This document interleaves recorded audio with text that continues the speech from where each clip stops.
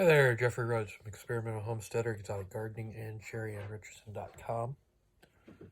Please subscribe, hit that join button, join our membership, leave us comments below. We do read the comments, we appreciate the comments, and we try to respond. So, let us know what we're doing right and what we're doing wrong, what you'd like to see, what you'd like to hear about. And we'll see what we can accomplish. So yesterday was a bust. With all the wind and everything, I really didn't get much of anything accomplished. I did get one wooden fence post sunk into the ground. Had to dig quite a bit and use pickaxe and everything else to get deep enough. So today I managed to get out there. It was a little chilly, but not bad. The wind was a lot less, a little breezy, but not bad. And put my holes into my wooden post, moved the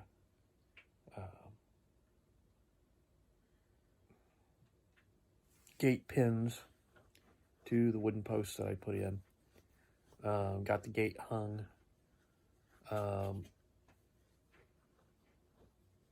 Started my fence and started putting in fence posts, the T-posts. They're a little shorter than what I wanted, but they'll do for now. I managed to get, I think it was 7 posts driven into the ground. I was right in the fact that with the bits of rain that we've had recently, the ground softened up just a little bit. So I was able to drive my fence posts in. So I got 7 posts run. I ran about 50 feet of fencing and managed to get it stretched for most of that distance. Not quite all of it, but I got most of it. And managed to get a second section of about 50 feet of fencing sort of in place. It's not quite where I want it, not quite how I want it exactly. It's not stretched.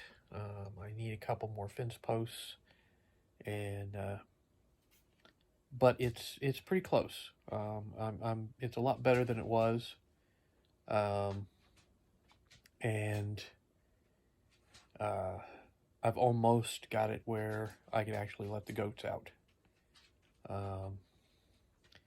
Still need to run some conduit at the bottom of the fencing, and eventually I'll get some conduit across the top.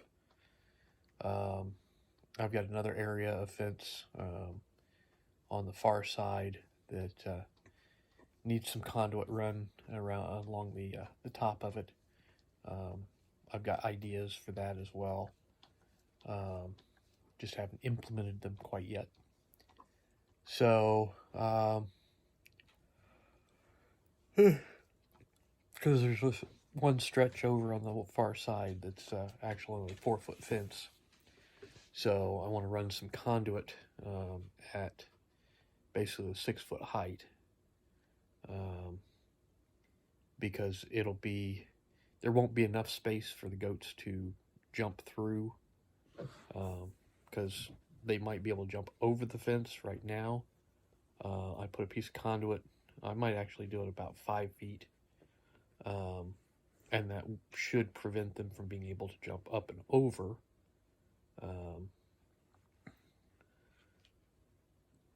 And that way I don't actually have to, try and come up with a way of putting fencing up higher. until I can actually replace with 6-foot fencing. But the fence is coming along. I managed to make some progress. So hopefully, the next few days, I may be able to get back out there of an afternoon, early evening, and get that fencing situated so that next weekend the animals will be able to be let out and roam. And hopefully this will be the solution to the problem with Bailey's and Velveteen. And then we'll be able to put them together in one area of the barn rather than having them in 2 separate stalls. We'll be able to put them in one stall together. And then eventually maybe put Ferdinand in the stall with them, have all 3 in one stall for a while.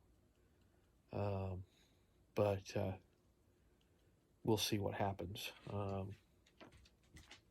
I'd like to be able to get to that point and then be able to clean up the other 2 stalls so that we can use them for other purposes later on. But right now, my focus is just getting this fencing up and secure enough that the goats can come out and roam, and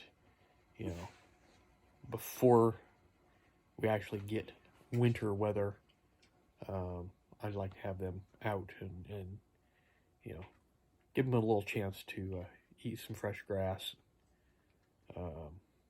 just be able to roam a little bit, not be pinned up quite so long and so bad, because we are heading into the colder weather where they will have to be kept pinned up, and so I'd like to have them out for a little while before then. But have not managed to get the wood cut up and split like I'd wanted to. It's still on the list. I may just run the smaller wood splitter for a little bit and get some of the smaller stuff split initially, and then maybe I'll actually get this bigger one operating and get some bigger pieces split up. I don't know.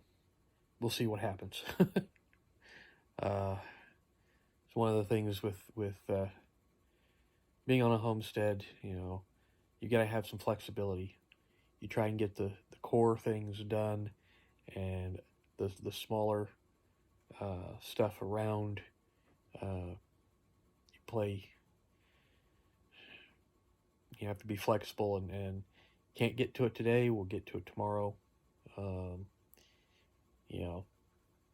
And sometimes it takes a week before you get to it. There's always you always have to work around the weather. You can get certain things done, and some things just have to wait. So, but we're getting there. I'm making some progress. I'm planning on continuing to make progress. We're going to get this stuff done. We're going to get this place cleaned up. We're going to have a much better situation very soon. And, the chickens are laying. We're getting, 7 to 10 eggs a day, it seems like. So, we've got that production going good. And, just little things here and there. So, anyways, I think that's going to do it tonight. So, once again, please subscribe. Give us thumbs up, thumbs down, comments below. We'll see everybody tomorrow. Stay safe out there.